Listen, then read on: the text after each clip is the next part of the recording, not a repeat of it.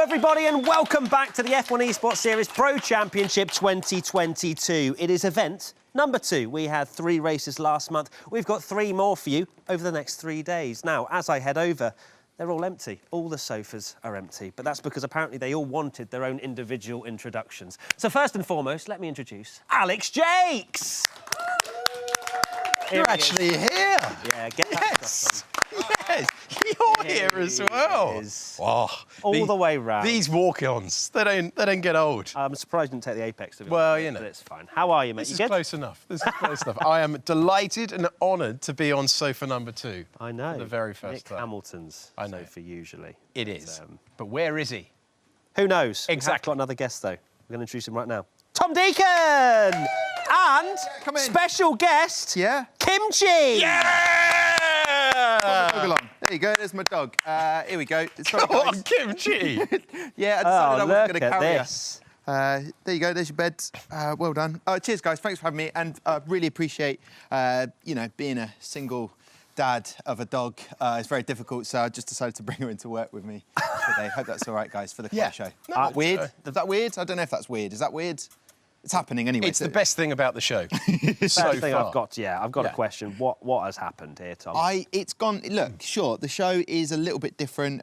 You expect that from me. However, she's a massive F1 Esports fan, and kind of like we just have a chat about the thing that we love, and she wanted to get involved as well. Any favourite teams? Yes, she's a big Aston Martin fan. OK. Yeah. All right. No particular reason. Just that's the one she barks at. You've been feeding her propaganda, haven't you? Really? Yeah, pretty much. OK, perfect. But Tom, away from the dog to you. How are you looking forward to this next sequence of races? I'm really looking forward to it. It's delightful to be back with my partner in crime, to look at the fact that Lucas Blakely, to some people, has surprised them again this year. He's got that form. I'm hoping he can take that into Event 2 and show just why people are pipping him and sort of tipping him to be the #1 this year. Let's take a look at what happened last time out, if you've forgotten. Give you some highlights of all the action we saw. And first and foremost, it was Bahrain. And it was a Lucas Blakely victory. But it wasn't an easy one, was it, Alex? We had 2 McLarens bullying Jarno Opmeer a little bit out of the way at the end, but still managing to get Lucas first, back over a man third, with Jarno Opmeer right in the middle. Yeah, it was a real contest, probably the closest of the 3 races that we've seen so far. And it was another victory in Imola, but Lucas Blakely under a lot of pressure all the way through. I think Imola was slightly more simple than Bahrain. Bahrain was a real tussle. Well, I mean, if you want to speak to him and ask if it was simple, we had 2 Red Bulls bearing down on him, but he still managed the victory. And speaking of simple, I'd say Freddie Rasmussen absolutely had this one under control from lights out and incredibly impressive, wouldn't you say? Absolutely.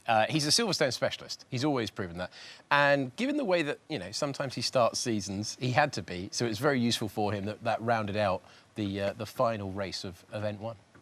Let's take a look at some standout drivers then, shall we, from the first few races. And it has to go to Thomas Ronhaar as the top of this list. What a performance from the debutant, especially in qualifying. It was a bit of what could have been in Bahrain, wasn't it? But still, look at that reaction. Yes. And, Tom, you're still fascinated by his folded clothes? Or No, not this week. I've been told expressly by his family members not get too hyped about that. I'm uber impressed by Thomas, and hopefully that isn't a flash in the pan. That is actually consistent ability that he's able to show in Event 2. But it was a surprise package, but one that I think we were all so happy to see with Haas, and where they're currently in the standings is awesome.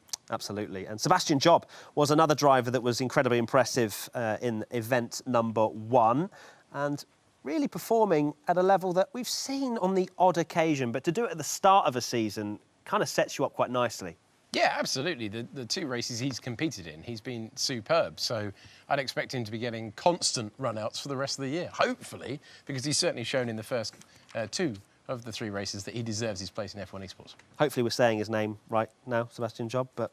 Yeah, I mean, the jury's out still, but we're on Twitch for a reason. You can leave your comments, let us know, Sebastian Job. But, yeah, why did he not race in Imola? We'll have to ask the team. I'm sure we'll find out at some point. Let's take a look at some of the drivers that need to improve after event #1. And, of course, a lot of people speaking about Jarno Opmeer. Now, I wouldn't say it was a disaster of an event number 1, but it was perhaps one where we were imagining he would have picked up a few more points. And Bahrain was not easy, as we mentioned in the highlights, and he was fighting the McLaren's incredibly hard. Him, of course, in the Mercedes, and then gets a tag from Brendan Lee from behind. The two-time champ in the Ferrari, not at all happy probably with that happening. And Jarno Opmeer, of course, so frustrating, because if you have that kind of mistake, it drops you so far down and you're really against it. You're allowed one of those a year, aren't you? We've seen consistency is absolutely key when it comes to taking these titles. So he now knows that there are no more bad days allowed thanks to that moment. And to use it up so early in the season, semi-worrying times. I can't wait, Matt, till the after-dinner speeches 10 years from now when they'll be discussing it. Jarno Opmeer, champion, Brendan Lee, and they'll, oh, hey, come on, the time you shunted into me there. But that actually, him not being in the points, 25 races consecutively, Jarno Opmeer's been in the points. That's the first time not been in the points. And yes, and I haven't had to ask you to open that book. You've straight up just got it out, and I like the way you work it. Right, let's move on to our next driver, Marcel Kiefer. Again, probably no more bad days allowed for him either, as it was a slightly off day for him for the British Grand Prix, especially qualifying. Such a small error to make, and you may not think that he even extended track limits there, but it was just slightly too much on the apex of quite an easy flat first corner, and a surprising mistake from Marcel. You're not really thinking about turn 1 at Silverstone. You're all thinking about turn 3, the first real braking point on the circuit. So I can see how he's done it, but it was super costly. And again, it takes away that dud race, that dud qualifying result. And it means that he's got to be super consistent, super quick for the rest of the year now, because he's had that failure at Silverstone. Absolutely. Let's take a look at the drivers' standings and how they sit after 3 races. And it's Lucas Blakely at the top by 21 points ahead of Freddie Rasmussen, and Thomas Ronhart sitting in 3rd despite a no-score in Bahrain, which is pretty impressive to say the least. And of course, Tom incredibly happy with Haas's performance, but the fact that he loves underdogs means he now doesn't like Haas. It's a very weird, strange relationship with you and underdogs. Did you just guess that? Because I was going to discuss Williams at some point today. Wow. They're my team. Called it. And as you can see, the rest of it. Jarno Opmeer, 28 points. A lot of work to do for him if he wants to win the driver's title this year. Barry Buremund, maybe lacking a few points as well on that side, considering he has some really good pace in that McLaren Shadow car. And then Sebastian Job, we just spoken about him, P6. Moreno, Kiefer, Weigang and Lee, the top 10. Then the Teams Championship, McLaren Shadow, no surprise at the top of this one as well. Then you've got Red Bull in P2, Mercedes P3. All of them off the board, though, off the mark, which is nice. Williams, I know you wanted to speak about them, but they've got a point. But they're going to need a few more if they want to see some prize money at the end of the year. Yeah, it's really surprising to see them down there. Seb Hawkins said, team director, didn't get the results that matched our pace or expectations. So I expect them to come back strong, especially at Spielberg. We're now going to head to where Ariana is this week. Last time it was Ferrari. Today at Red Bull. Ariana, how are you? I am doing very well, thank you, Matt. I'm doing well. I hope you guys in the studio are as well. As you said, last time out, I was at Ferrari, and we haven't been blacklisted because we are now at Red Bull. So the teams are welcoming us with open arms here at Red Bull, and it's fancy, Matt. I mean, it's so cool here. It's like I've stepped into this whole little dimension within the Red Bull factory, and it's very snazzy, I have to say. I've been lucky enough to go there once before. Have you been quite impressed by the setup itself? I know you haven't ventured in there for us just yet, but the whole thing's quite the setup. It really is. I mean, it's just put together so beautifully, and also just very in Red Bull style, which I love. Since I arrived, people have been hard at work already in the rigs. We can't show you the sims at the moment because they're literally next to me practicing. And so I'm already disturbing them a little bit, but it is a very, very impressive setup. We will try to show you a bit more as the day goes on. But how's everything on your end, Matt? Oh, perfect. We're having a great time. We've got a dog on the show. So, I mean, have you got a dog? Probably not. But I did want to ask, actually, have you managed to speak to anyone over at Red Bull at the moment? How's the general mood? Well, we'll get to the mood of Red Bull in a moment, but I did hear about the dog on set, and I just want to make it clear that we're not too happy that we don't have a dog here ourselves. We think that that should be written into future contracts, but moving on. The team, the Red Bull team, are doing fantastic, actually. They're pretty calm and collected. They've had their briefings, they've had their meetings, and they've just been heads down practicing pretty much since we got here. So I think it's going to be full steam ahead, and hopefully will be a good luck charm, and they'll be able to bring back a good result today. Amazing. Well, thank you very much, Ariana. That was brilliant to hear from you. Thanks, Matt. Awesome stuff. So great to hear from Ariana there. Of course, at Red Bull, I'm sure they'll be kicking her out very shortly, considering qualifying will be getting underway. Yep. But yeah, they've got a pretty cool setup there. It looks absolutely terrific. I have not been blessed with an invite, unlike... I haven't been here. Once. You've been once. What was that like? I have, Can you talk us through it? Yeah, can you put us in the... No, it was really good. Was there canteen food? Could you get nibbles? What? Because Ferrari, when Ariana was there last time, there was food, there was all sorts. Is it the same there? It wasn't my priority to go and eat Wow. there. But let's move. Let's move on. Always to some my tweets priority. now. Yes. Oh yeah, I know. I saw you before the show. There's some tweets behind us. Look at this. First up, Brendan Lee. We take food seriously. in Thank Italy. you. And that's exactly what you were talking about, Thomas. It's almost as if we spoke about this in rehearsal. F1 Esports race week. And There's a Brendan rehearsal. filling up. Next up, we have a tweet from Floris Vyers.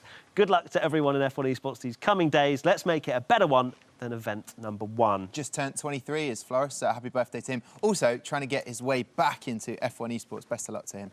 Best of luck. Josh Edo, who I think we're pronouncing it right now. POV, it's F1 Esports Race Week. I would assume from that picture, that's not what he's going to be like before lights out. That's more just the amount of practice. It's visualizations. You have to visualize crossing the line. It's a technique. Very Yeah. enjoyed that, Tom. Wilco or Clotino. F1 Esports Race Week 2 starts today. Cannot wait. Jana want me to get a few good results to catch up to Lucas Blakely. Ron Har win would be great too. Just wants a really close championship. I think we all want that. Jessica Ball, best of luck to all the teams and drivers in this week's F1 Esports event. I wonder if we will see any surprises. Eyes emoji. Alex Jakes, are we going to see any surprises? Eyes emoji? Yeah, I hope so, eyes emoji, because you get the feeling that Austria sometimes can just be mainly qualifying and then hold the result that you get in qualifying or after lap 1. But we haven't had a big shock in a while. Maybe there's one in the air. We want a big shock, and we want you to get involved in the Twitch chat as well. Send in your questions, comments, or you can do it via Twitter, hashtag F1 Esports. Tom, what would be your one question or comment? For what? If you were in the Twitch chat right now. In the Twitch chat right now? Well, What do you think, Tom? Probably F1 Esports, mate. Thank you. Yeah, that's where I was going to go with that. Thank you. The big shock for me would be to see Freddie either finish 3rd or 1st. If he's going to get another podium, because he's very, very consistent. Freddie has finished 2nd in the last 3 races at Spielberg. That would be the shock. Is he going to finish for a 4th time in 2nd place? Stats, man. It's top quality stuff. What else is in that book? Loads of stuff. Do you want a question for Spielberg? Sure. Specifically? Always. All right, OK. And Always. this is to everyone else as well. Here we go. Who has had 3 podium finishes at Spielberg with 3 different teams? Question, wait for answer. Been told to move to quali formats. We'll think about that. We'll let it mull. We'll let Twitch chat get involved. Took time on that. Let's take a look at the quali format then, shall we? For it's pretty much, if you follow Formula 1, it'll be what you know. Q1, Q2, Q3, 18 minutes, 15 minutes, and then 12-minute session. Of course, the slowest 5 getting dropped out after Q1, then another 5 after Q2, and then it's a top 10 shootout for pole. Alex Jakes, I'm going to ask you, who's going to get pole? Good question. Probably Freddie Rasmussen. Yeah, OK. Yeah. Tom Deacon? OK, looking at the averages of the polls... What has gone on? Mate, I'm very Do you want to share professional. the answer, by the way, to your- I cannot have to believe do this. some Yeah. extra work. On the percentages and average position, I see Thomas Ronha. I think this could be his day. We're going to go back through the years, but Ron Haar's Yeah. obviously only joined this season, and you think... Oh, I'm not. I'm looking at this season so far after 3 races. Currently on this game, F1 2022. Thomas Ronha finishing average of 2nd place in quali. So yeah, Thomas Ronha. Next question. Ron Haar, brilliant. I'm going to go with Lucas Blakely. 2021, quality results. Let's take a look at them and see how they stacked up last year. And it was Jarno Opmeer on pole. None of us predicting Opmeer at the top of the standings. It was actually a Mercedes 1-2 with Moreno alongside him.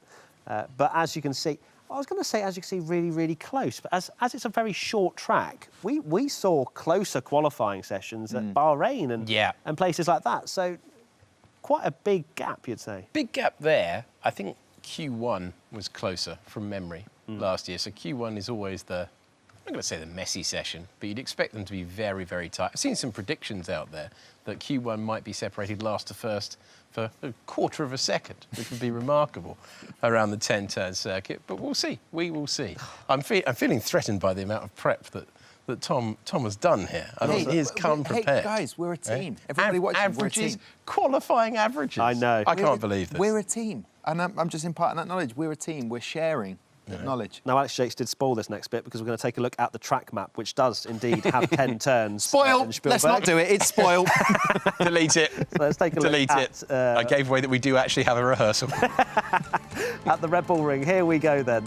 It is indeed 10 turns. It's a very short track. And Or is it 9, Matt Gallagher? Well, I mean, turn 2 is not exactly a turn, turn is it? 2. Let's be real. We'll see it very shortly. There's 3 DRS zones, which should promote a big old DRS train. Hopefully some interesting strategies later on this evening. But turn 2, my goodness me, how is that a corner? That's a shambles. It's not a corner, is it? It literally looks straight on that track map. From the start to turn 3, we're able to get all of the global partners of F1 in. So that is quite the straight there. Wondered where you were going with that. Yeah. But yes, as you can see, 10 turns. Probably the biggest opportunity for overtaking is going to be at turn 3, although you might all see that as turn 2.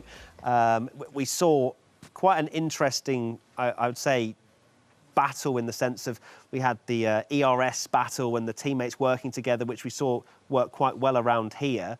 DRS trains being a big factor, as we know.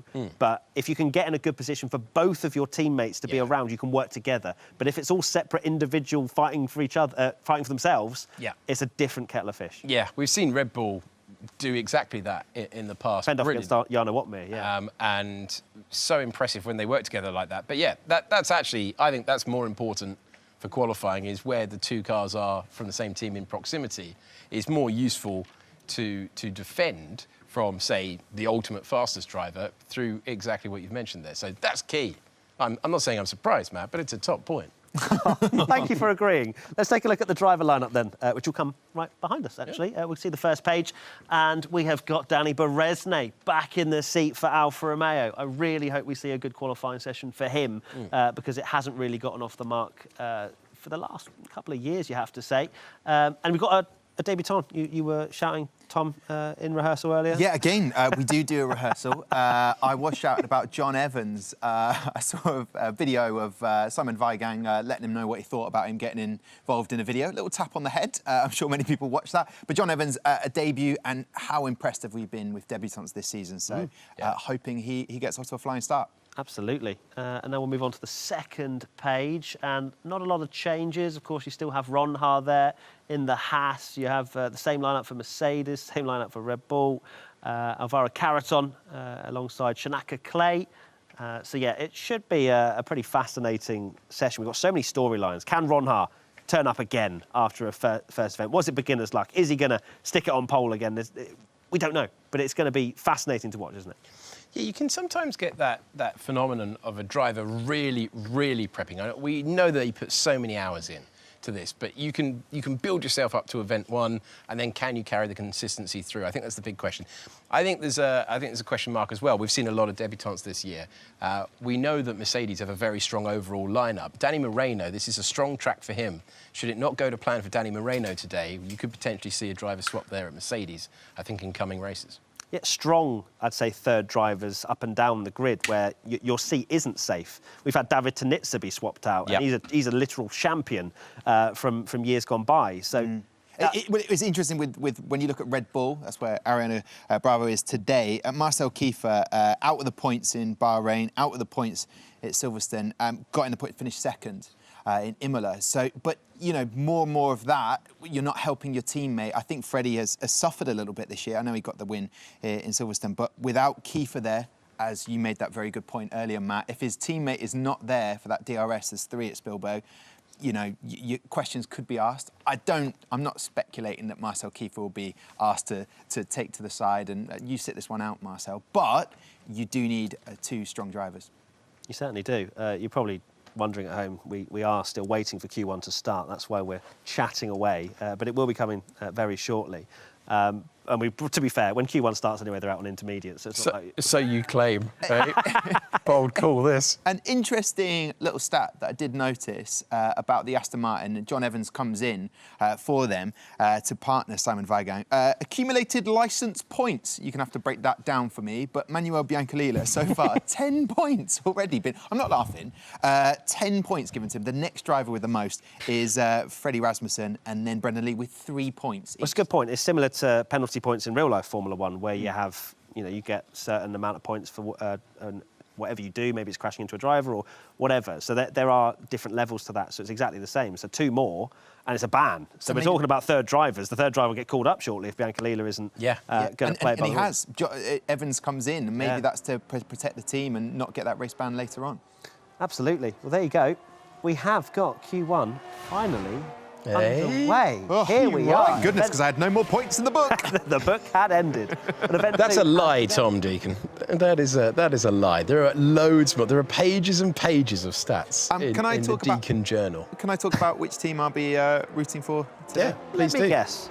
Does it begin with W? Yes, it does. I'm rooting for Team Wee. No, I am rooting for Team Williams. I felt they were very unfortunate in Bahrain due to a few issues in the pit lane that really affected their sort of race there. And in terms of only picking up 1 point, Alvaro Carreton came on pole in Spielberg a few years back, so they know they've got the potential, but the more you don't pick up the points in races, that pressure builds and builds. So hopefully they'll get all the way to Q3 today.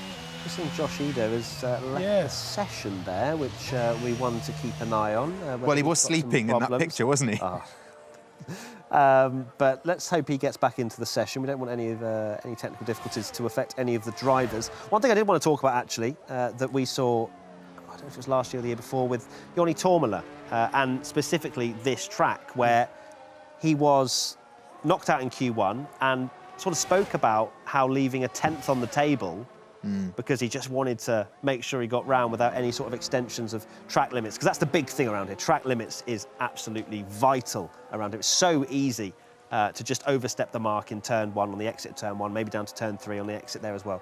But he left a tiny bit on the table and got knocked out in Q1. That's the mental pressure that these drivers have on their shoulders. And they have to deliver at 100%. And even when you are at 100%, like Alvaro Carreton was, he didn't get to Bahrain Q3 because of 1,000th of a second. So, I mean, if you feel you've got more, you cannot leave anything on the table. It's tough. I don't know how they mentally get over it. I certainly wouldn't be able to, because that's 1,000th of a second. How do you train for that? That's.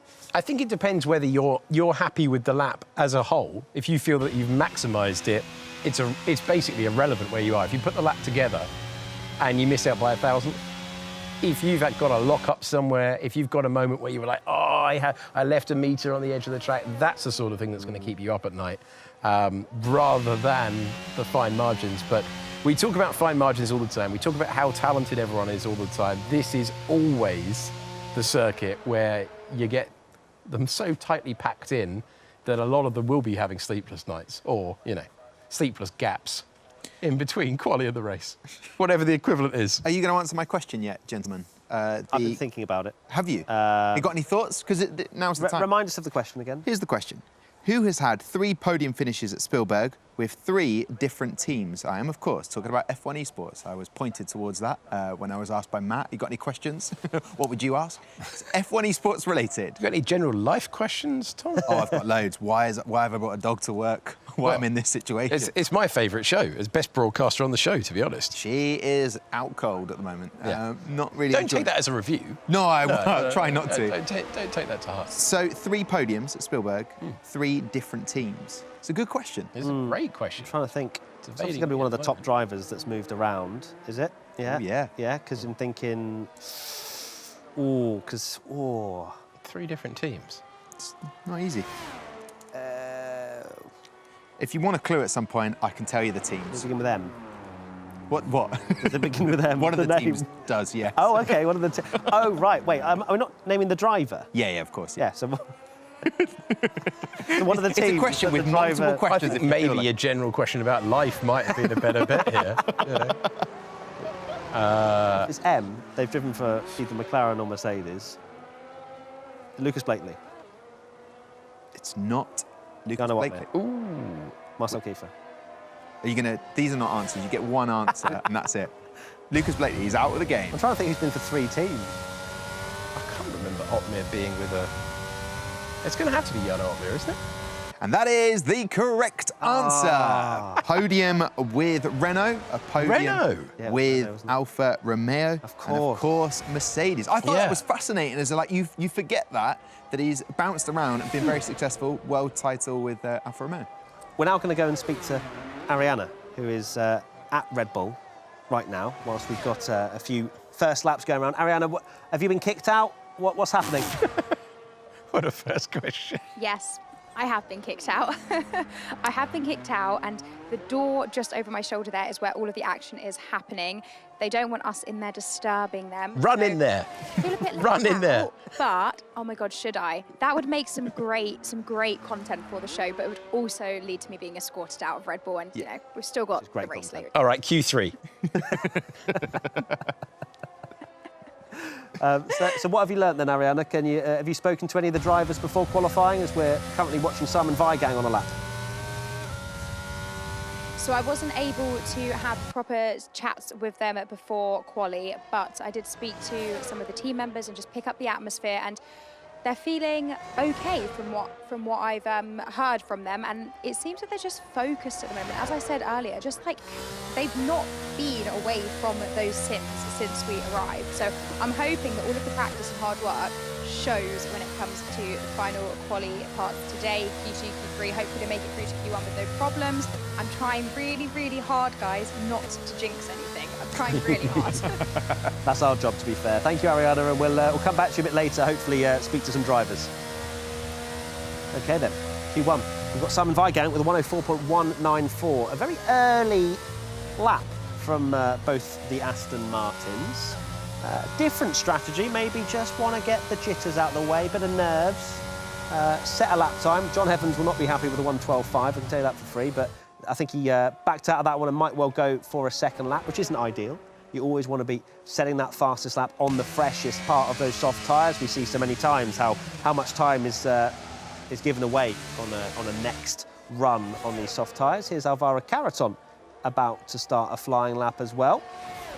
And we've got Shanaka Clay and Patrick Sipos on outlaps, but a lot of drivers still in the pits.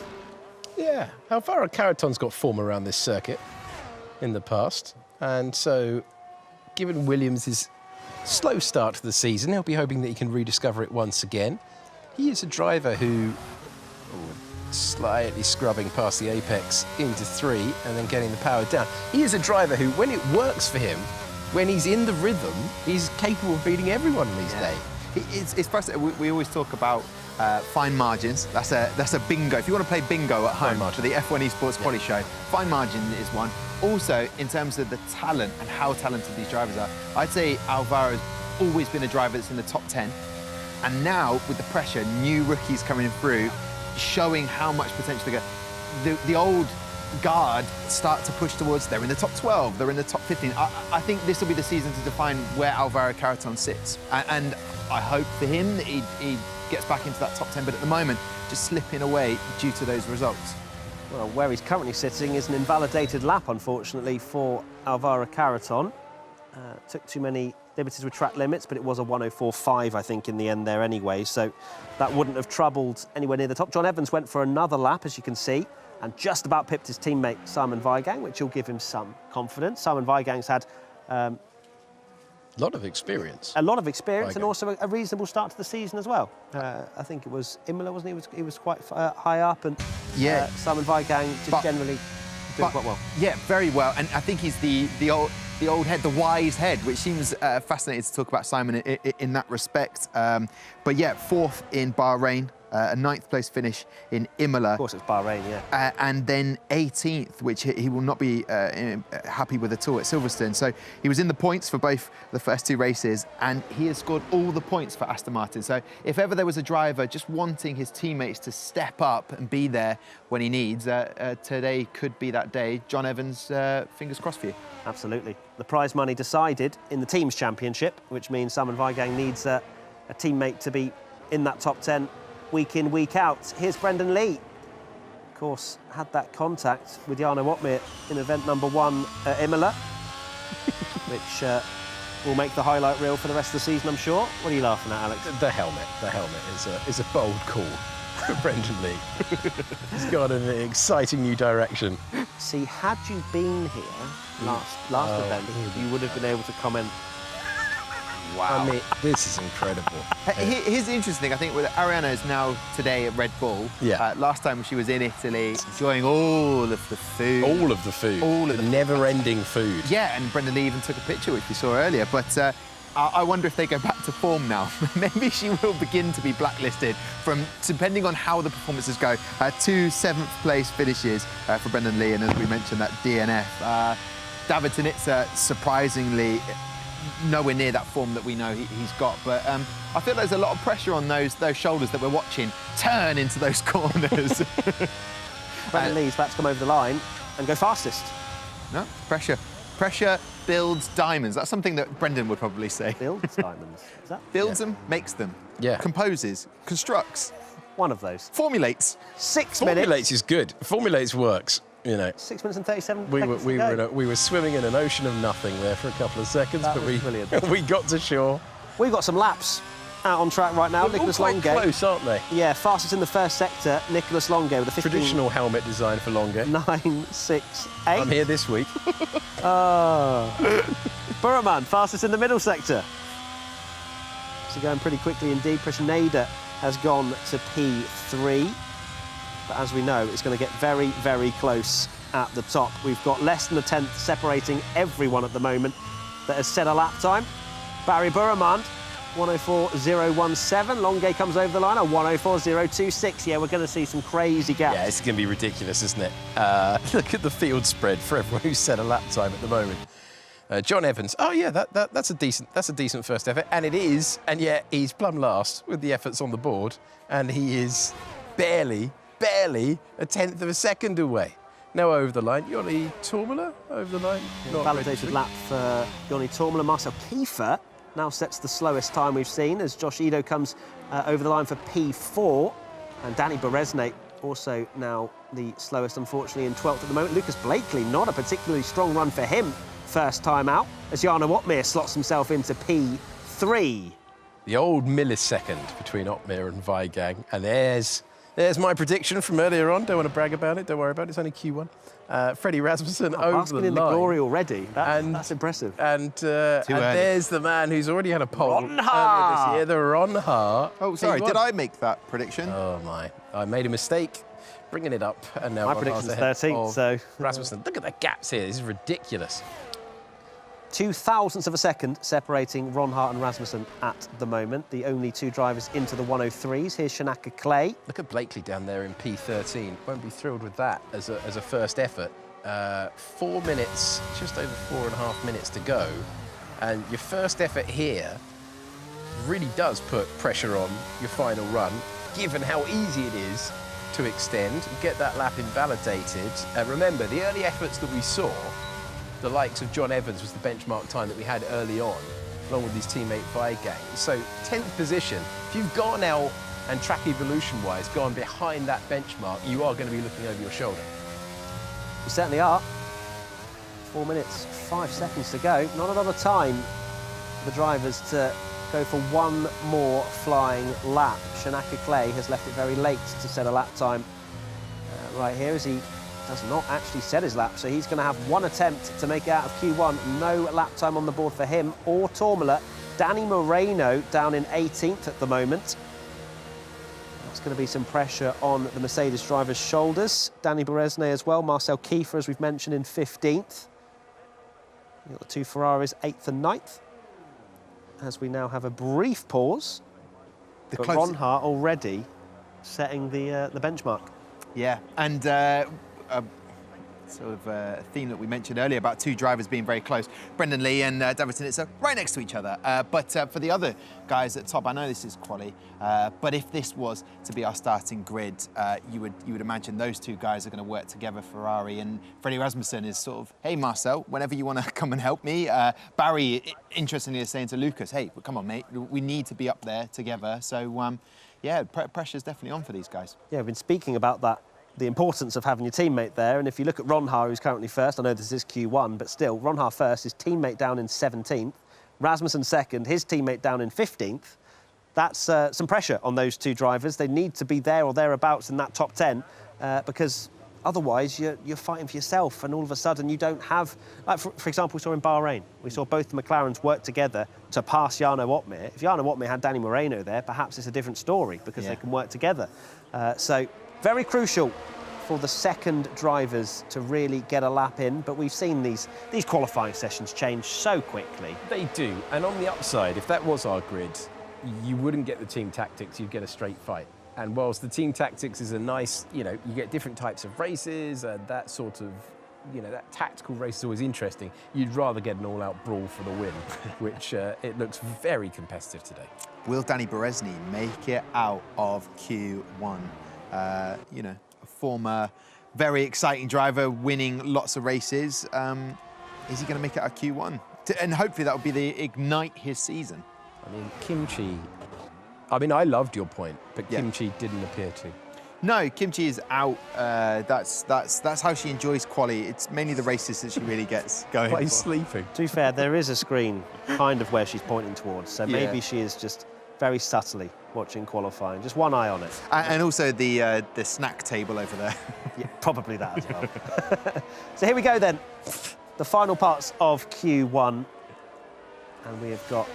I feel disappointed. The top 6. Have I let everybody down? Was everyone expecting more from my dog? No, absolutely not. I feel like I've let everybody down. Everyone's like, are very she's asleep. I'm like, would you like me to get a bark? Well, she's an incredibly well-behaved dog. Just to, we're going to get to the laps, but I feel like we should pause on Kimchi and focus on Q1. Okay, we'll come back to Kimchi. Told to talk about Kimchi. Yeah, not now though. Here we go. Danny Berezny, currently up. Berezny.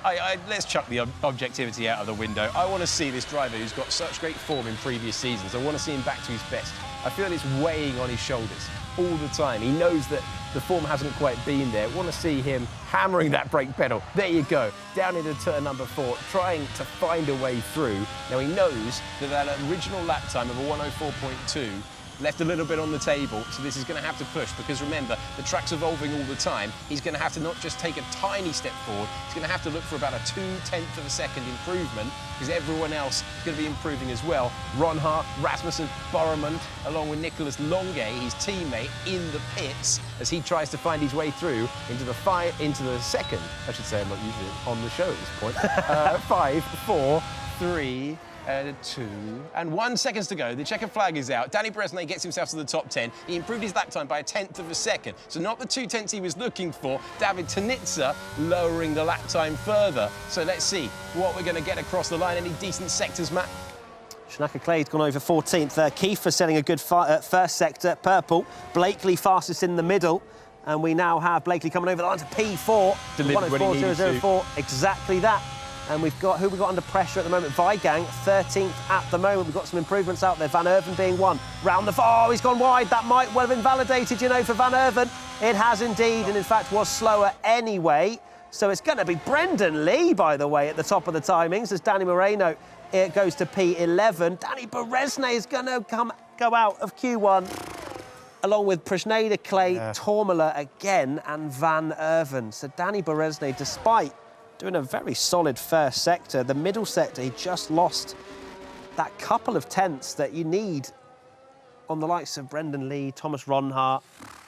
I honestly feel just gutted for him, because we know this is such a talented driver, but he would have known when he went over the line that the improvement by 1/10 wasn't enough. He would have known there was going to be enough ahead of him improving, and falling at the first hurdle.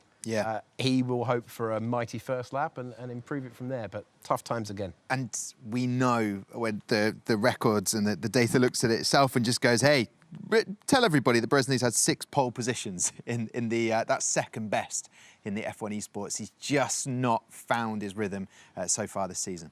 We've got some highlights, I think, of Danny Berezne from that qualifying session. And, you know, we speak about the records, we speak about the stats, and you can see he's gutted. But it also shows that F1 Esports, the times change very quickly. Yeah. And I think it also highlights and is testament to the level that this series has got to now, where everybody is at peak performance. You know, teams have got setups around them. We've seen with Ariana at Red Bull, they've got these massive facilities now where they're taking this absolutely seriously. It didn't shock me, but from day dot, when yourself and I, Matt, we were looking after F1 Esports, and then Here we go again. Alex Jakes came on board, timely. Glad he arrived. Eventually, I forget who did it before. And then at which point he came along, we got a little family, a proper unit. I will say this, now there's a pro championship roster, then you have the supporting drivers, and you have an engineering team. Every team's got that. Yeah. Just the level to get that 10th, the fact that Danny Berezne couldn't get more than a 10th difference, there's a whole team behind him, and it's just gone up tiers. It has indeed. Tormala, another driver to speak about. He, unfortunately, missed out, and you can see the sadness on his face when he knew that wasn't enough either. It was a 104.200, missing out on Q2 by just over a 10th. And again, a 10th is enormous around this circuit, and he left it very late as well to try and set that lap time. So Joni Tormala, again, a shame for him. It's practically impossible. I know I want to hype up the evening show, but from 19th, unless it's a Jarno Watmere China wet to dry conditions and you risk something, it's practically impossible to score points from there. You need something very dramatic. You need a open lobby style lap 1 rather than a pro championship lap 1. Yeah, really tough, and it was etched all over his face. Certainly was. How do you feel for Joni Tormala, Tom? Again, I think it's in the same realm as Danny Berezne. You know, someone that we've liked talking about over the years. A huge amount of not just potential, but experience, and not able to put it all together when it matters most. We talked about Lucas Blakely. I think he was at 16th position, just crossing the line, straight up to P4. Those that are able to deliver when it's needed shows the difference between those that can't. So you'll be pleased to see on your screens that Q2 is underway. We've got a few drivers out on track already. You'd imagine this will be a used set of soft tyres from Q1, and then they will bed themselves into the session and go for a faster, fresh set later on. Thomas Ronhart looking very quick already out the blocks in Q1. Brendan Lee, we haven't really spoken about him, topping the timesheets at the start of Q1, at the end of Q1, sorry. That was a brilliant performance for him, and we did mention wherever maybe Ariana isn't is where they then start, so maybe Red Bull next time. Oh, we don't know. It. We've set it up now. Yeah. But no, it was a very solid performance from Brendan Lee. Yeah. You know, he says that he's always striving to find that setup, the thing that would make it work, because it's not necessarily the time and effort into perfecting going around the circuit. It's the setup. It's finding out what is the best thing to use. Tom, you look like you're about to say something. Well, I was just thinking, and it's childish, but I just feel like next event, event 3, maybe could go to the Haas headquarters, which is essentially, I think they're independent of one another, and just rummage through, just untidy the clothes that Thomas Ronhart has put together. You know, I know that's silly, but it would be good to go to a headquarters of Haas. You know, I'm just saying. So were you suggesting? I should have said something else. I shouldn't have said what was actually going on in my head.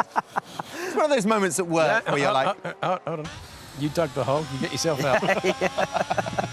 And whilst Tom does that, we will take a look at Thomas Ronhart and the end of his first lap in Q2. I brought my dog. What did you bring today, Alex? Hey? I brought a smile and a love for you, Tom Deacon. And I've always got that. I've always got that. 104.2 for Thomas Ronhart. Yeah. Which is quite clearly... I'm really enjoying this. I've never seen Matt more desperate to keep a show on the road in my life. Can he do it under the pressure of Ariana rummaging through those well-folded clothes? That is the real test of an F1 Esports driver. I'm really trying to steer the ship here. Yeah. But here we go. It's fine. These are used soft tyres for these drivers. Ronhart, a 104.249. Remember, we saw a 103.9 at the end of Q1. Lucas Blakely, 0.003 of a second slower than Ronhart.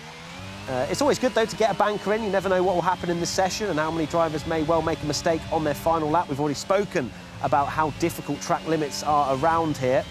And just look, Freddie Rasmussen using every millimetre available to him as possible. And he is currently on a very fast first sector, actually. A little bit slower in the middle sector than what we've seen, but this could well still see him go to the top of the pile. Down the final corner he comes. Got to be careful on the exit there. Leaves a little bit of room as he comes over the line into 1:04.255. 5.4, sorry. So he is an extra 2 thousandths behind Blakely. So that makes it, Comical. wow, 6 thousandths of a second separating the top three as Marcel Kiefer only manages 9th. I want to say well done to John Evans for getting through into Q2 on debut. We've spoken so much about Thomas Ronhaar, but what Ronhaar's done, we often see establishing first year, flashes of brilliance, attack in the second year. He is absolutely flying in his debut season. He's not read the script, has he? He hasn't read the script, he's torn it up, he's not interested in it, much like us when we have the meeting later on. And our wonderful team here talk us through it, and then it all goes out of the window as soon as we go live. What a wonderful experience it always is.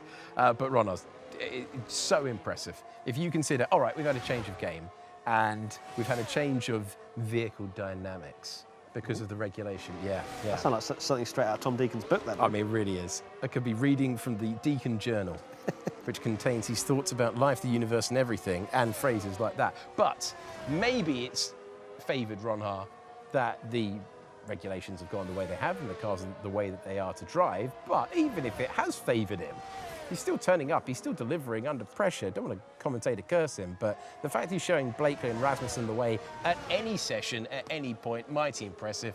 And great for Haas as well, who, you know, have been dreaming of a driver like this joining their ranks. And they've gambled on youth and inexperience. And in F1 Esports, unlike the real world, it's paying off. Yeah, the Pro Exhibition, he did win that, but again, showing the F1 2022, yeah, I've got the minerals, I can handle myself, but then to do it at this stage against the pedigree of drivers that you're going up against. Interesting that Jarno's set a time now, he's still in 12th position at the moment. Jarno, little fun fact about Jarno last year at Spielberg, he's the first driver to complete the hat-trick, fastest lap and on pole, and to win the race.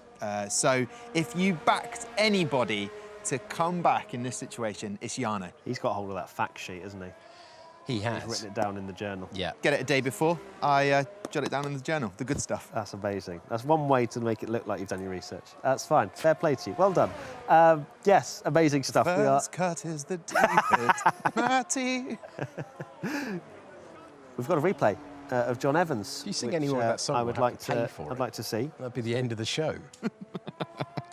We're going to take a look at John Evans real quick. Okay, quickly. Here we go. Replay of him going over the line. No, John, don't do it.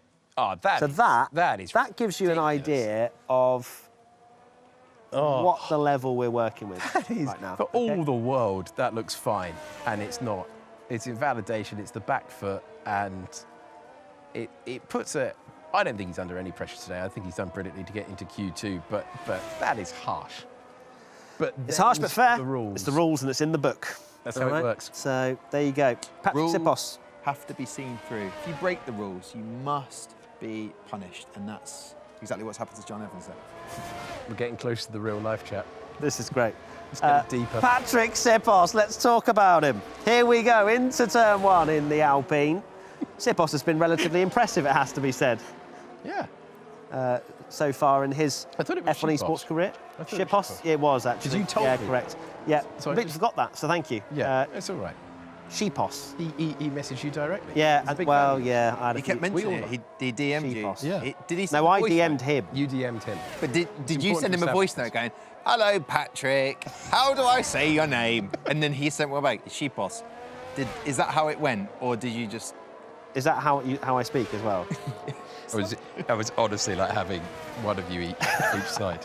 That was incredible. Shipos is on a lap right now, and he's gone purple in the middle sector. He has as well, actually. We do have to actually gear into commentary for this. Because this will actually be a fresh set of softs. Has he got a car warming up in front? No, it's got away with it. It's all right, they behave themselves. Oh, that's right on the edge of what's allowed. Where does he go with this? No, it's invalidated. No, that's the end of that. The Shipos, unfortunately for him, has invalidated this lap. Again, showing the difficulty these drivers are having of being absolutely on the limit and also staying within the track limits around the final corner for Tunitsa. Hasn't set a lap time yet. The Ferrari drivers did not bother. It's going to be a 1:03.988 over the line for David Tunitsa. That is rapid. Look at the margin he's got. Fine margin this, fine margin that. Right, now we're going to get to the proper stuff. Brendan Lee ahead of David Tunitsa, Ferrari 1-2. And then Alvaro Caraton up to P3. Now we're getting the laps at the limit. John Evans invalidated his first one. 6 minutes to go on the proper tyres now. No one's filling. No daft content at this point. Oh, that's to the brink of what's legal, as is that. Cut the beam, good effort. 8th position, the man making his debut. And then Barry Burramond over the line, fastest time. We go on board with the reigning champ. Otmir lost a bit of the back end, I think, around that final corner, which may well have cost him the 200ths of a second he needed to go ahead of Longay, but slots in P4. What a lap time from Barry Burramond, a 1:03.7. Oh, Lucas. Lucas Blakely slots in behind his teammate. It's a McLaren Shadow 1-2. Marcel Kiefer, really important lap for him in P3. Danny Moreno only manages P9. As we now take a look at Josh Edo. Goes P2, what a lap! The Alpha Tauri driver. That's fantastic. And Freddie Rasmussen There slots he in is. P2, but Barry Burramond has to be... That is a scintillating lap from the McLaren Shadow driver and showing that qualifying form that we saw a lot last year. Yeah, we certainly did. That is superb. That is superb. Don't That's forget the that Ron Hart, margin though. of everyone else. And Ron Hart joining the party once again, delivering that one-lap pace, no matter the type of circuit, no matter whether it be Bahrain or Imola or Silverstone. We've had a good range of circuits by the time that we've got to this qualifying session, and this is not beginner's luck, this is not momentum, this is not prepping for event one. He's rapid everywhere we go. He's a contender everywhere we go. And with those runs on the board, Barry Burramond, when he hooks it all up, he's always, you don't want to say hot lapper because it's usually a complimentary phrase about one lap pace. That To be fair, we called Jarno Otmir Hot Lapper of the Year. And then he turned into There's no we that you called him the hot lapper. No, the show called him Fingers Hot Lapper of the Year. I think we even gave him an award, a Yoya, if for those that have When we watched sat F1 down Esports. for that ideas meeting, Yoyas? The end-of-year awards for those I wondering must what be Yoya the is. only one who has. when we sat down for the ideas meeting, and no, we don't have those, but that was where the hot lapper came about. Interestingly enough, David Tunitsa, I'm surprised, you know, your previous winner in 2019, going out at Q2 if it stands at the moment. But Yeah, needs a lap. yeah, we were. And Otmir can't afford another one. We spoke about it. We spoke about it pre-show, pre-quali. That is, you know, this is potentially season-defining. Sounds hyperbolic at this time of year. If he goes out in Q2 at a racetrack like Austria, where it is a DRS train around all 10 turns, and the likes of Lucas Blakely and Freddie Rasmussen are on the podium, that is a huge task for the remainder of the season. And it also puts you in that vulnerable position of exactly what happened in Imola. You know, Brendan Lee made a mistake behind, hits Jarno Otmir, ruins his race. Again, if you're in the middle of the pack, if you're getting knocked out in Q2, you are quite literally in the middle of a massive DRS train, perhaps a very big amount of carnage on lap one as well. So yeah, Jarno Otmir will want to do a better lap than what he currently has on the board. Currently 10th, but yeah, it's at 1,000th. Yeah, it's 1,000th of a second ahead of Tunitsa. So we're fully expecting some more improvements. Remember, track evolution is a thing within this F1 22 game. And we should see slightly faster lap times, although Barry Burramond, I highly doubt will even bother going out again. Wants to save a set of soft tyres, I imagine, for Q3. But where is the line? Where's the, OK, I feel safe? Because for me, it's probably only Burramond and Ron Hart at this stage, maybe Rasmussen as well. But at what stage do you not take that risk? I think you need over 2 tenths. I'd be out there again if it wasn't 2 tenths. So just Burramond, basically, you're saying? Pretty much. Yeah. Everyone else, I'd be out there. I mean, you imagine Ron Hart takes that gamble and it doesn't work out. I mean, you'd have to have everyone have a fantastic lap and take a step forward. Unlikely, obviously, given how easy it is to invalidate around here. But yeah, I think you want that 2 tenths margin. That's deep from Chiposh into turn 3. He's on an out lap, it's fine. Oh. He's having a great time. Oh. He's just... I was going to say. He's just trying to sell you down the river there, Yeah. Alex. But Yeah, so Sheepos out there at the moment on an outlap. We've got a few drivers actually, so we are gearing up towards the end of Q2. Tanitsa, Caraton, Moreno, Evans and Sheepos, your current bottom 5. And this will be ever-changing, this leaderboard. It's going to be very difficult to commentate, Alex Jakes. Well, it might be, might not. I mean, it'll help if I work out whether they're on outlaps or not. Got excited. That's why I'm here. Yeah. You know? It is quite far away, the screen. Fine. It is quite, yeah. We are a team. At what point, you know, you were talking about, and I just want to understand it a bit better. If Barry's there saying, I'm not going out again, I'm staying in the pit, and Thomas Ronha has done exactly the same. Anyone below that, can they decide, at what point do you have to decide, I'm going out again, or can you sit back and wait for other drivers to show you their hand? You can't really wait at this stage because everyone goes out at the last minute trying to get the best of the track conditions. So you just have to decide whether you're confident that a 103.846 in Ronha's particular position is safe enough. Do they think the competition around them can do that? And for Freddie Rasmussen, he has thought, well, no, actually, I think a lot of these drivers could manage a 103.8, so they're doing it just to be safe. But unfortunately for them means that they won't have an extra set of softs for the final run in Q3. So we've got a the purple. margins, Matt, are ridiculous here. You've got drivers setting personal bests in the first sector. You've got so many drivers pushing on here, but this is one mistake and you're out territory now. So there's a big step forward being taken, and yeah, this is going to be fascinating stuff. As the checker flag comes out, Sheepos first to take the line, and no improvement for him. Let's look at Alvaro Caraton. And he's up to 8th, so he's going to be under pressure. Caraton down to 9th. Here's Jarno Opmeer, the reigning champion, facing the exit. Can he find his way through? He can, up to 7th place at the moment, to demote Marcel Kiefer to put pressure on Brendan Lee behind. And Brendan Lee responds, he's up to P5. Who else is looking good, Matt? John Evans has come around the final corner. Jarno Opmeer down to 9th already. Caraton's on the bubble. Where does Evans manage on his first qualifying? Oh, he goes up to 10th. He's found a way through. What a lap. Jarno Opmeer still 9th at the moment. Tanitsa cannot manage a lap to get him out of Q2. What else we got? Danny Moreno. Will he be the one to break John Evans' heart as Freddie Rasmussen goes fastest at the top as Danny Moreno goes 11th. So he's not going to make it through. Simon Weigang. Simon Weigang, P3. P3, so that drops Evans out of Q2, along with Moreno, Caraton, Tanitsa and Sheepos. Opmeer just about manages to scrape it through, but what a lap from Simon Weigang. Look at the gap, 0.04 of a second. The Jarno Opmeer, he's got it through. He needs to find the pace. Freddie Rasmussen, Barry Borman having a private battle at the front of the field. And, well, fascinating that, because I think we're in for some Q3, but that is potentially the difference between a championship challenge being resurrected and being over today, and pretty much unfeasible. Opmeer took your advice, didn't he? He was like, Jakes, he said, I need to get through. And he did, just about. Yeah. But Danny Moreno didn't take our advice, help your teammate out.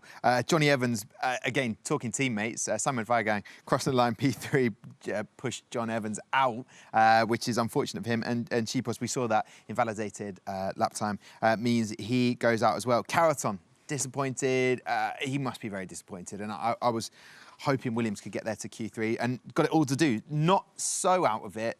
We spoke about, say, the likes of Joni Tormala or Shanaka Clay. It's going to be a real mountain to climb to get any points. But Caraton and this Q2, there's still a chance for them. Certainly is. Let's take a look at Jarno Opmeer's reaction then, shall we, after Q2. And I imagine it might be a sigh of relief. Let's see, or just... Just hit his head. Yeah, just...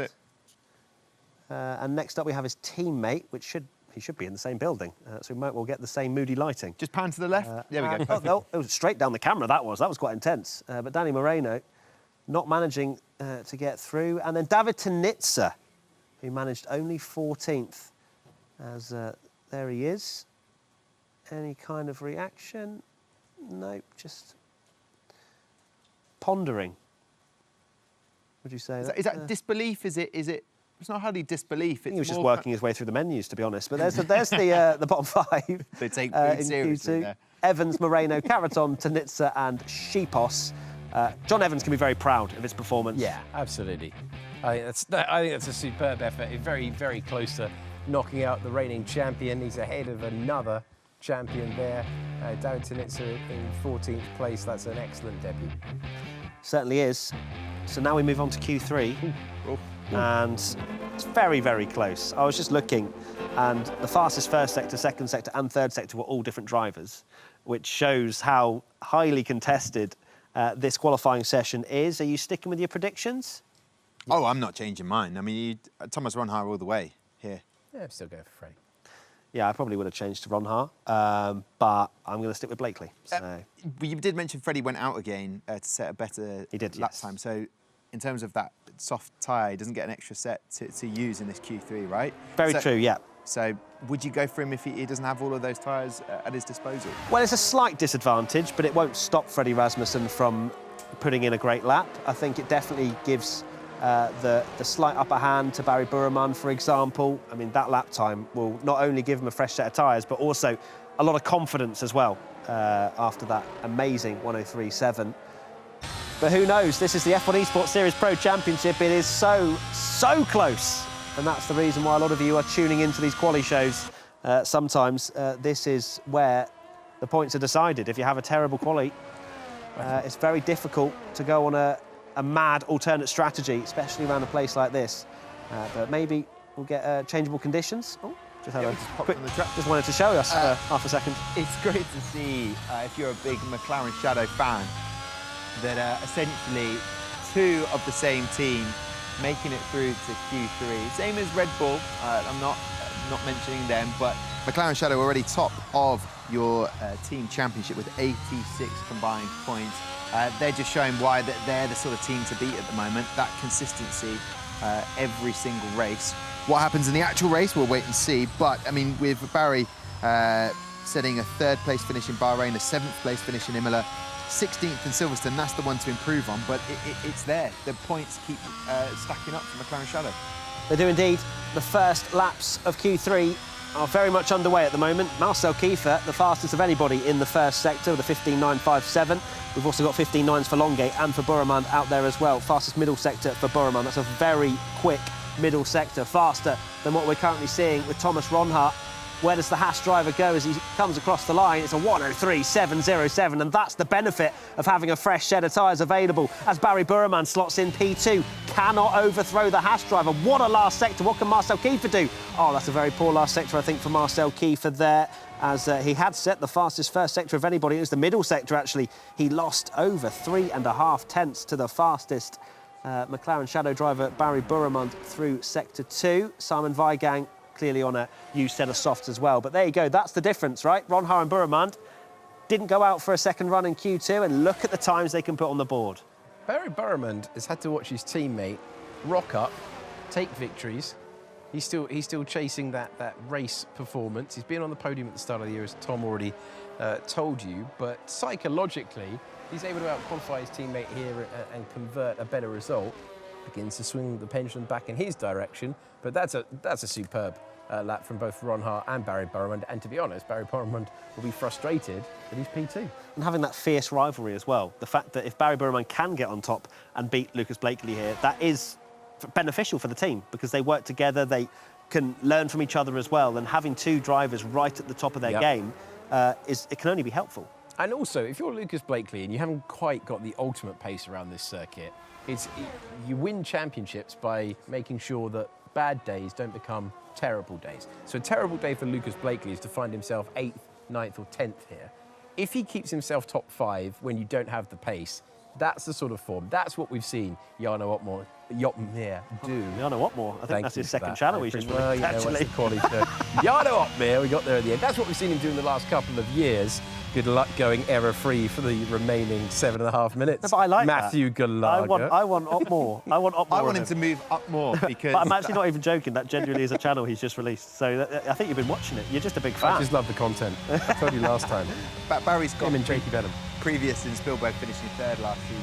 So for him, another podium finish would be great, regardless of whether it's above Lucas Blakely or not. It doesn't matter. You kind of you've got your own personal championship, you know, driver standings, and he wants to keep performing. But for McLaren, hey, already job done. You've made it to Q3. Let's see what happens in the race now. Josh Edo hasn't set a lap time just yet, and he's actually set the fastest first sector of anybody. And he is now pushing on in this middle. He's been looking very good, actually, Josh Ido. We thought that he was just an Imola specialist, but he's turning up to Austria with some serious pace in that AlphaTauri. He's unlucky not to win in Imola last year, wasn't he? Absolutely. He's fastest in the middle sector as well, according to my timing screens. I'm not sure if they're slightly glitching out here. I think that'd be unfair. But I'm pretty sure a 28.2 was the fastest through the middle, so I'm going to take that with a pinch of salt. As Josh Ido, round the final corner he comes. Where can he slot his car? And it's going to be a P4, a 104.130. But you have to say there's going to be a lot more improvements than that. Yeah, we're going to see a big step forward. And so we're ticking down the time. Lucas Blakely wanting our championship leader after 2 races. We're wondering, is he going to be a runaway championship leader? Is it going to be his best Max Verstappen impression? But a little bit of a reality check last time out. This is the Pro Championship. No one just runs away with it. It is hyper competitive. Unless you're David Tinitza. Well, he ran away with it quite aggressively, didn't he? Yeah. And I haven't seen Tonzilla. Like, I haven't seen the mascot. Yeah. And I think there's something to do with that. I did mention at the beginning of the quali show, Otmir, 25 consecutive races where he's been in the points. The next driver with most consecutive points in races is Lucas Blakely. So, proving unless something freakish happens, I mean, he's moved up to 5th. I think that's what you mentioned, actually, Alex. It doesn't matter if you're there or thereabouts, you're picking up points to help the team. Jarno Otmir's put in a very good lap. 103.798 to put himself 3rd at the moment. Brendan Lee, P6. We've got 2 battles going on at the moment. We've got the 103.7s and we've got the 104s and downwards. Freddie Rasmussen, driver who's coming off the back of victory at Silverstone, a driver that's always helping Red Bull to the team's championship, it seems, but never him to the drivers. Is this the year to change it? P3 is useful as he joins the 103.7s. Ronha now over the line. Oh, he improves again. It's a 103.659. Does Burramund improve? He's very fast behind as well. Does Burramund come over the line? I'm not so sure, but there's Ronha into the 103.6s. Alex Yates, we've got 4.5 minutes to go. I think we're going to turn the light switch on you, turning you up to 11. No. Put some coins in the jukebox. No. Yeah, we're gonna stick some 2p's in. No. Here we go. Also no. I've done the whole show. Doesn't take 5p's. I've got silver, but it didn't take 5s. So we're so well poised, aren't we? We're so well poised with this, with everyone just biding their time. 4 minutes to go, big opportunities across the board. If you're Ronha, you're just loving life at the moment. Barry Burramund has been hooked up in every single session. Freddie Rasmussen bringing that consistency. Jarno Otmir looked for a large part of today like he was on the back foot. Suddenly, champions mentality, isn't it? Q3, take the step forward. Lucas Blakely down there in 9th. Marcel Kiefer, two races that were tough. 1 race on the podium behind the man that he's currently behind in Q3, Lucas Blakely. Blakely will be wary that this is a big opportunity, 3.5 minutes to go, for Freddie Rasmussen to eat into his championship lead as it stands. So we're nicely poised. Narrative everywhere you look, Matt Galan. That's what I wanted, right? As we wait for the final run. Checking on Kimchi because She's she up now. knows. She's excited. I told She you. knows. There, it's Q3. Look at this. Q3. Yeah. She's woken up. Yeah. Who do you think is going to win? Yeah, Thomas. So she's back in with me. I thought she was a Aston Martin fan. She is, but Simon not a Weigand's loyal one. Not very loyal. She will move about. Simon Weigand's got a chance. He's in Q3. She's happy with that. So now she's looking at who's most likely to get. Well, Weigand's only 6th at the moment, so I'm disappointed Kimchi's already written him off. No, she's not written him off. She just said who's most likely, and that was the question. And Thomas Ronha. Just insult Tom's dog on her. Yeah, that's Absolutely. a bit harsh, mate. I will leave this set like I tried to Will you? before today. I couldn't get a dog sitter. Could you? No. But here we are. I'm actually glad. I think we've starred it out. Yeah, I think we have. for over an hour. She's been very good as well. Amazing. Very good girl. Incredibly There you go, well she understands behaved. that as well. 2 minutes, 17 to go. Everyone in the pits at the moment. But we're going to see a flurry of laps before the end of this qualifying session. It's Ronha ahead of Burramund, ahead of Rasmussen. So Ronha, if he takes pole again, gold-plated contender everywhere we go. Barry Burramund trying to fight for supremacy in McLaren shadow. Shout out to them. Their setup, every single racetrack we've been to so far this year, it's been absolutely terrific. Freddie Rasmussen, we always expect him to be there. Jarno Opmeer on the back foot, good lap. Can he go and find progression again, or is that fourth going to turn into a 7th or 8th like we saw earlier in the qualifying out? Nicholas Longuet in no man's land. He's not part of the 103.7 group, or 103.6 if you're Thomas Ronhaar, but he's ahead of everyone else in a lonely 5th place. And then what can those who are in the 104s do with a shiny new set of Pirellis bolted to the car when the pressure is on? If you're having an average session, there's an opportunity to make it a good one. If you're Thomas Ronhaar, lots to lose. Everyone else has a big opportunity to step forward here. It is really, really interesting in terms of what we've got in the next 60 seconds. We're going to be taking a look at our timing screens, I'm sure, because it is going to change throughout the rest of this session. We've got less than a minute to go, 57 seconds to be exact. And Lucas Blakely is going to be one of the first drivers to start his flying lap. What can the championship leader do, Alex? This is going to be fascinating. The man who switched on his form through last year to become a race winner. Well, this year he's a championship contender. But moments like this in Q3 define whether you're going to be fighting a rearguard action around this circuit later on tonight when we go racing for the 4th F1 Esports Pro Championship Race of the Year. Throw it in there. Hope you've got the grip. It looks fast. It looks very fast through there. Personal best for Longuet. Blakely as well. Hardly anything separating them. If you look at the hundredths of the second, he's slightly behind what Brendan Lee was able to do, and he's slightly ahead of what Longuet was able to do.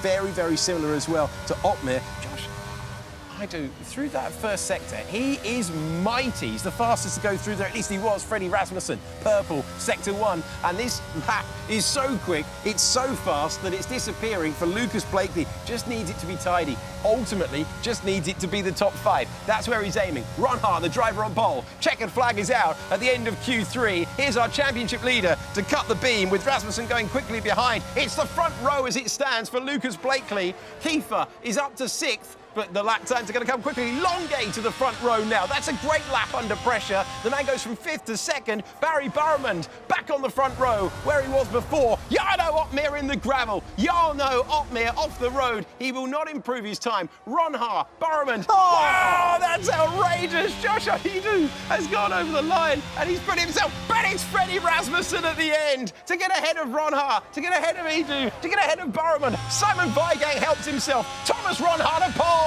Can he do it? Can he look for it? No, he can't. He can't find it. And Thomas Ronhaar was aiming for it, but he couldn't quite get there. It's Freddie Rasmussen who has taken pole position in a wide open session, separated in the end by 9 milliseconds. Take a deep breath, everybody. 600ths of a second separating the top 7. What's going to frustrate Ronhaar? That last lap wasn't his best lap. Yeah, it's the first sector, he lost a 10th, but was purple in the middle and the last, and was 1,000th of a second slower than what he'd done previously.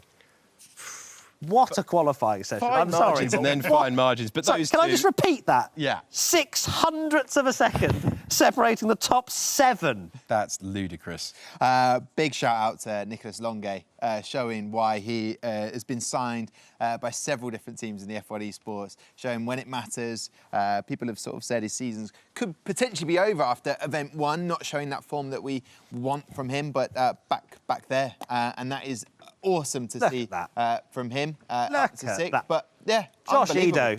Josh Edo. What? Josh Edo. That's outstanding. That is unbelievable. So close to pole position, just comes out of nowhere and is performing at a really high level.